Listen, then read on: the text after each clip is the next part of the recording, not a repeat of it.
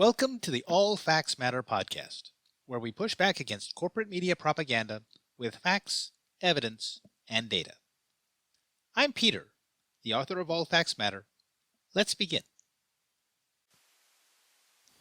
While last Friday's personal income and outlays report for January was completely overshadowed by Ukrainian President Volodymyr Zelensky's epic temper tantrum, on live television in the Oval Office no less, we should not let Zelensky's regrettable theatrics obscure the latest data points on the state of the U.S. economy. While most of the report was the usual array of doggedly incurious commentary about the various headline metrics, there was one headline figure that stood out. Personal outlays dropped a fairly substantial $52.7 billion, even as personal incomes rose. This unusual divergence gave the personal saving rate in this country a welcome shot in the arm. What was the cause of the unusual divergence? The primary reason can be summed up in one single word: DOGE. The Department of Government Efficiency has already had a dramatic impact on not just the government, but on the U.S. economy, and it has been on the job barely a month. So let's peel back some of the numbers and see how DOGE has managed to make a difference already. Now, on the surface, the Personal Income and Outlays report presented some very strong numbers. Personal income increased $221.9 billion in January. Disposable personal income increased $194.3 billion. Personal outlays, as was already noted, decreased $52.7 billion. And that meant that the personal savings was a full $1 trillion in January. And that meant that the personal savings rate was 4.6%. But even more encouraging was that what shows first in the current dollar data was diminished only slightly by the conversion to real 2017 constant dollars. Not only did personal incomes rise by the largest amount since January of 2024, but real personal consumption expenditures fell by the largest amount in at least a year. As a broad rule, incomes rising and expenditures falling is a very good thing, particularly for the consumer. But also significant was the fact that the drop in expenditures covered virtually every physical product within the U.S. economy. Services rose somewhat, but that increase was completely overwhelmed by the far larger declines in durable and non-durable goods, which, we should note, ran the gamut of goods and industries. Motor vehicles, RVs, clothing, transportation. The spending declines were quite literally everywhere in the economy. So we should not be at all surprised, therefore, that the personal savings in this country rose dramatically. It was the largest increase since January of 2024. After a year of steady declines, personal savings came roaring back in January. And to a degree, this is a good thing. More savings increases the capital available for investment, and that helps lay a foundation for future economic growth. An increase in savings can also buffer consumer price inflation, which is likely one reason consumer price inflation per the PCE price index was somewhat moderated in January.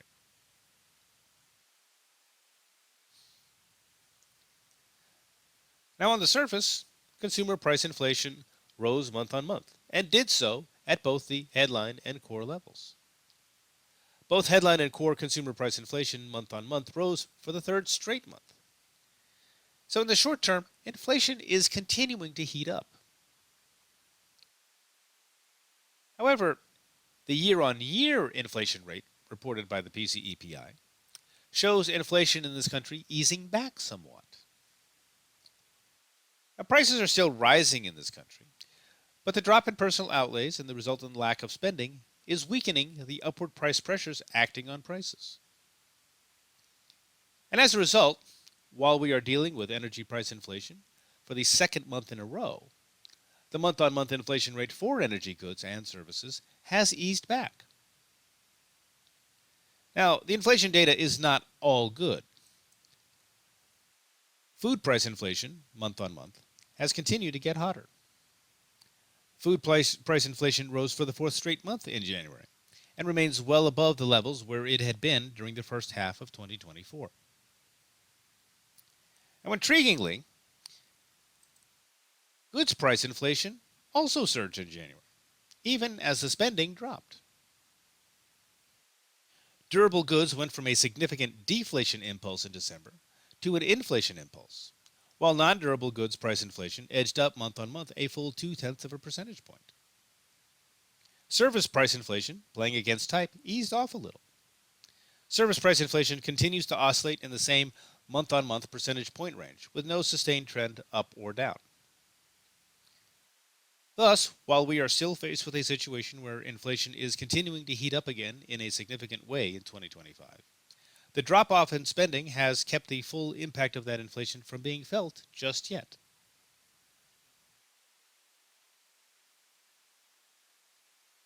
Is all of the drop in personal outlays attributable to the work of the Department of Government Efficiency? From a purely economic perspective, the answer is obviously, of course not.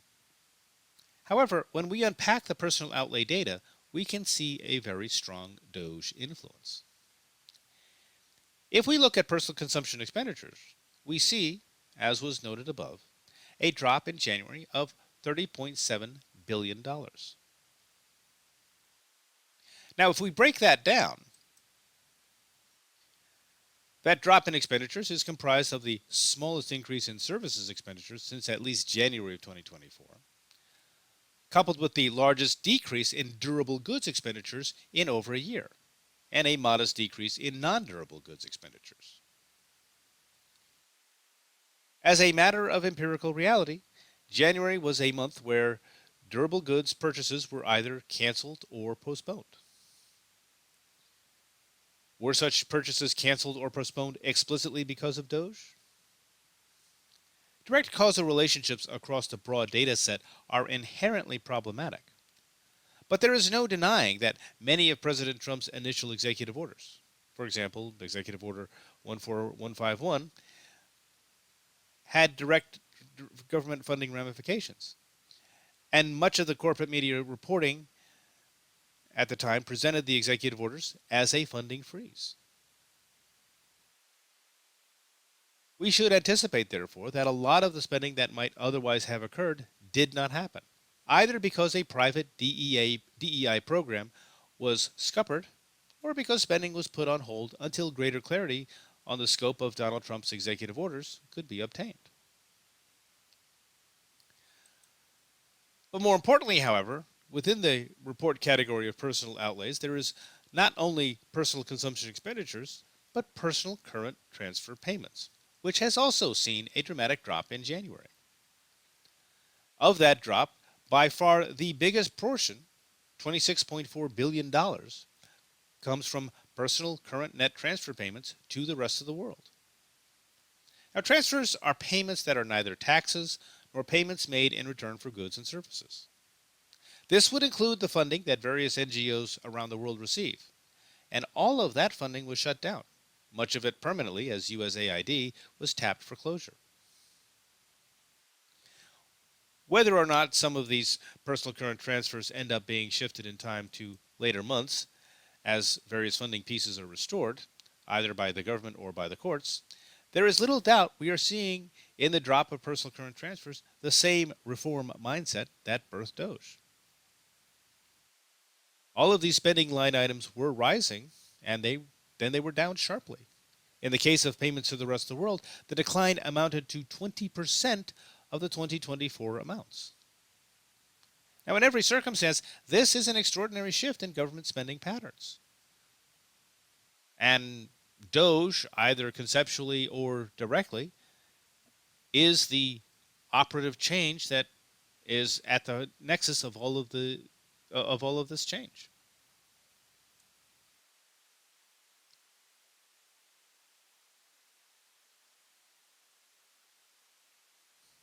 And while the full impact of a dramatic reduction in personal consumption expenditures will take a few months to be fully realized, one point that bears noting is this is taking place against the backdrop of an economy that, contrary to corporate media propaganda, has been softening for quite some time.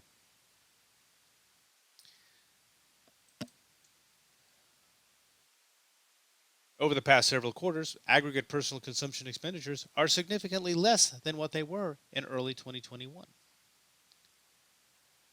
And even more disconcerting has been the persistent weakness in private domestic investment, which printed negative for the sixth time since January of 2021.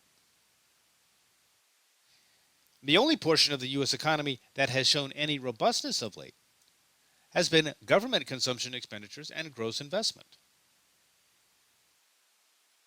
Now, while this was doing fairly well from late 2022 through the end of 2024, the ongoing slash and burn cost cutting of DOGE is a strong signal that government spending levels are likely to reverse, taking on the negative trend of late 2021 and early 2022.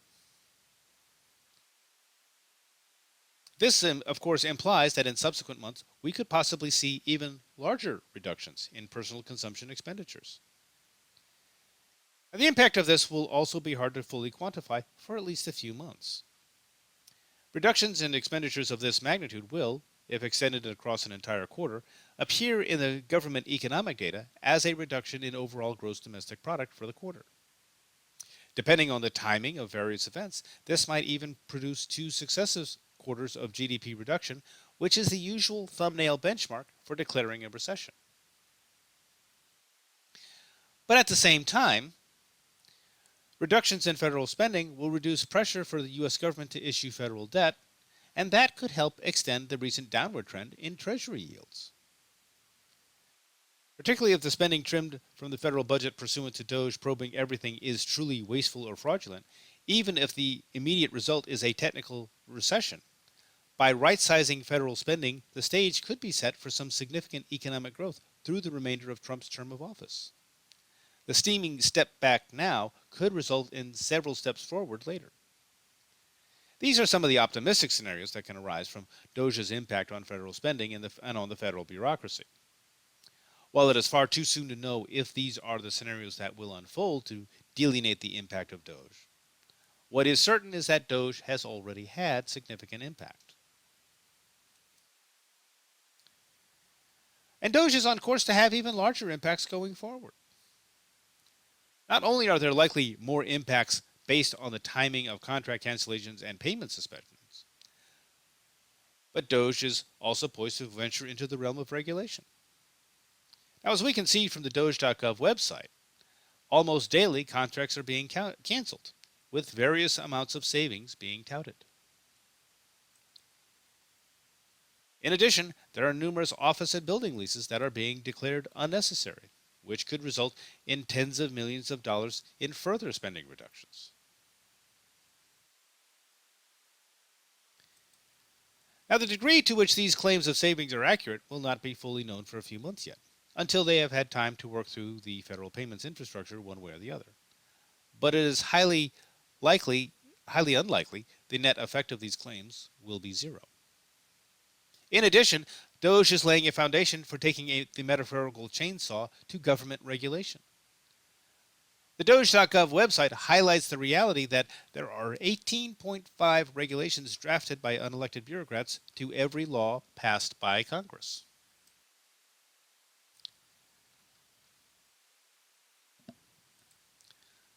And the one part of the federal government that manages to grow regardless of the circumstance is the behemoth known as the Code of Federal Regulations.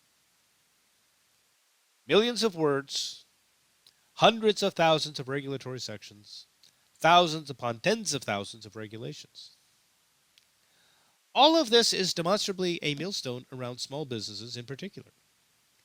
If DOGE continues to follow through on President Trump's Agenda 47, at some point DOGE is going to start taking a chainsaw to the regulatory apparatus in every government agency or bureaucracy.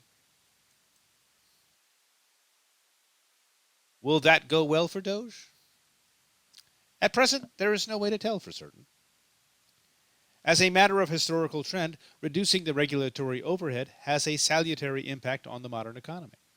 Businesses tend to thrive when government gets out of the way. Small businesses especially might be the prime beneficiaries of this root and branch reform of the federal government. As of now, Donald Trump has been President of the United States for 42 days. He is not yet even halfway through the much-storied first 100 days that have been the benchmark for gauging the success or failure of an administration since FDR and the New Deal. Despite this, spending data from January is already indicating Trump and the policies within his Agenda 47 are already having significant impact on how money is being sloshed around. Where DOGE is likely to be headed next suggests that Trump's immediate impact on the U.S. economy is far from cresting and even farther from being over.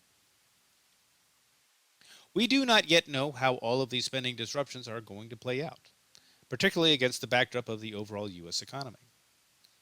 Based on the very preliminary data we have thus far, however, it is difficult to see the impact of these spending disruptions as being uniformly negative. As amazing as it is to say, the DC swamp does appear to be getting drained. Hopefully, it continues to get drained. And that concludes this presentation. I hope you found this podcast helpful and informative. Please like it and share this with your friends. Word of mouth is how I publicize my work. Please also consider making a one-time donation or becoming a paid subscriber to All Facts Matter. Your support is what keeps this work going, and I greatly appreciate all of my subscribers. Without you, this work would have no meaning. I encourage everyone to be especially generous with feedback. Leave a word or two in the comment section so that we can keep the discussion going and that we may learn from each other. Thank you all for listening, and have a nice day.